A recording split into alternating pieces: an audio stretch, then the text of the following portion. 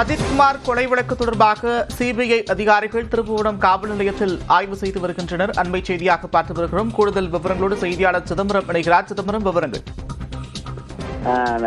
அதாவது மடப்புறம் சிவகங்கை மாவட்டம் மடப்புறம் கோவிலில் காவல் நிலைய வலை பார்த்த அஜித்குமார் என்பவர் கடந்த ஜூன் 27 நகை திருடியதாக நிகிதா என்பவர் புகாரின் அடிப்படையில் போலீசார் விசாரணை கூட்டி சென்றனர்.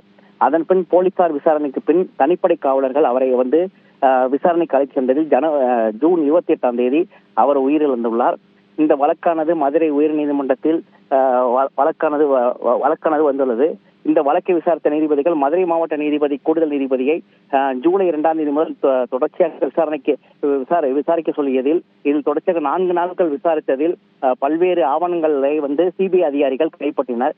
சிபிஐ அதிகாரிகளிடம் நேற்று முதல் அவர்கள் இந்த வழக்கை அவர்கள் விசாரணைக்கு ஏற்றுக்கொண்டு நேற்று முதல் விசாரணை தொடங்கினர். நேற்று மடப்புறம் கோவில் பகுதியில் அனைத்து பகுதிகளிலும் ஆய்வு செய்தனர். குறிப்பாக அஜித்குமாரை அடித்த இடத்திலிருந்து விசாரணை தொடங்கிய சிபிஐ அதிகாரிகள் தொடர்ச்சியாக அவரை புளியந்தோப்பு பகுதியில் கொண்டு சென்று அடித்த இடம், ஹாஸ்டல் பகுதிகள் போன்ற பல்வேறு பகுதிகளை ஆய்வு செய்தனர்.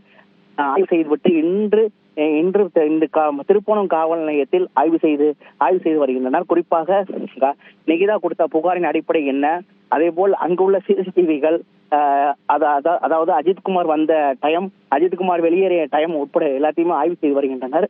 தற்போது உள்ளே சிபிஐ அதிகாரிகள் விசாரணை மேற்கொண்டு வருகின்றனர். நன்றி சிதம்பரம், விவரங்களுக்கு.